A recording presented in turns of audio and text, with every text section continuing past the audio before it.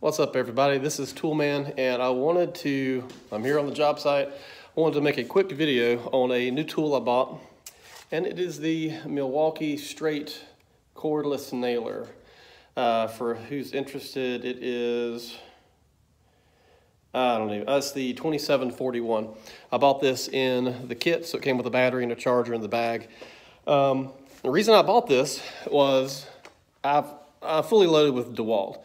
That's the stuff that I prefer to use, and I've been having some problems with the guns, and I decided just for right now to try something different and to see if I had any better luck with another brand.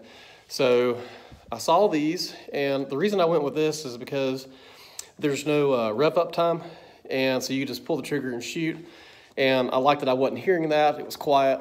So that kind of piqued my interest to go ahead and get that. I did see a lot of reviews that weren't the best, but I'm thinking those were years old, and being this was, maybe there was some updates made to it and my luck would be better.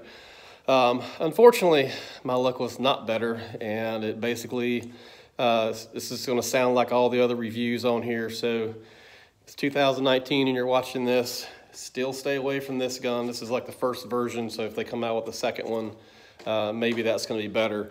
But the things I don't like about it, for one, we'll start with the size of this tip. This tip is massive. And just kind of show you, so a lot of times what I'm going to do with this is set doors. So you can see how big this thing is. So if you're wanting to shoot like with trim that has a lot of detail to it, something like that, you're going to have to slow down, because as big as this tip is, if you need to define, I don't know, why don't you call this, like fine tune exactly where you're going to shoot, it may be a problem. Just shooting baseboard, stuff like that, where you just got to get it close to where you're wanting it, that's no issue there. But if it has any kind of detail on it, you may not be able to get it into those details to shoot where you want. Another thing with the size of this is if you run into issues like this, where you got a small piece of base, you got a piece of casing here, it can be very difficult, if not impossible, as you'll see, I don't know if you will see that, you just can't get the gun in there to shoot it. The DeWalt guns you can. I can get in there in a 1/2 inch and still shoot that. So that's a little frustrating. I guess there's two big issues on this particular gun. Other than that, one, the weight. It's definitely heavier. It's not like top heavy like the DeWalts are. Like they're balanced okay. They're not bad. I don't pick those up and be like, oh my god, this is awful. This you do. So this is balanced. I mean it is balanced, but it's heavier. It's noticeably heavier. I can feel this in my wrist a whole lot more than I can the DeWalt, and maybe I'm just used to that weight. So if you go from a pneumatic gun, you're going to tell a difference in going to a cordless, period. They're all going to be heavier.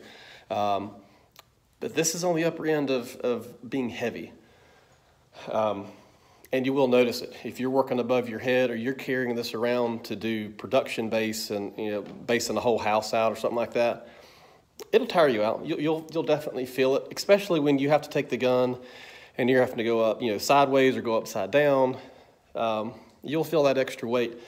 So shooting, and this is probably this was my biggest pet peeve until yesterday, and I have another one. So this gun has a little bit of a kick to it. Nothing substantial, not like you're gonna see it. It's not like that. But with a pneumatic nailer, what I found, if I'm nailing a door, okay? So if I'm nailing a door, I'm just gonna be up here and boom, boom, boom. And that's how I'm gonna nail it. I'm not thinking about it. I'm just putting the gun where I want to shoot, pull the trigger, and go to the next place I want to shoot. This you cannot do that with. It's definitely slower. I know they advertise like you can shoot as fast as you can pull the trigger. You can't. But the problem with this, when you shoot this gun, all right, I'm just gonna do it. I think it's nothing I don't like. To turn it on, you got 1, 2, 3. I like to just pick it up and start shooting. But all right, so I'm going to shoot this, And you see that right there? It didn't set the nail. And that's common for this thing. So if you want to set the nail, you got to firmly grip this gun and press in. Okay, now it's set it. But if you just lightly hold this gun like you would a typical gun and just start shooting, it's not going to set the nails for you.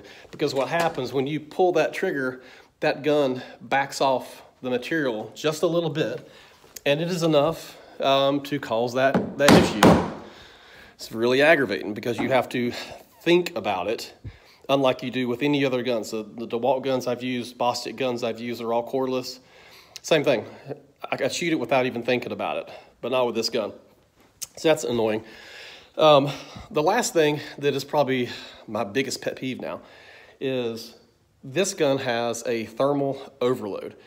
And I'm not exactly sure when that comes on and activates. But I can tell you, in a house like this, there's probably about 15 doors. And I can go through maybe 10, 11, 12, something like that. And all of a sudden, when you pull the trigger, this LED light will come on and it'll flash like 3 times. And that'll shut the gun down. If you have it in sequential fire or whatever, like where you can bump fire it, which I don't ever use that, but it'll kick it out to just a single fire mode. And you can only shoot one nail. And then when you try to shoot another one, it's going to flash again, and it's going to make you wait. So when it starts doing that, you got to put the gun down and let it rest. And it may be 10, 15, 20 minutes, and you can't use that gun. It is totally worthless until it cools down. Now, I will say that I don't feel it getting hot. Like there's nothing on that feels warm that would indicate hey, you're nailing too fast.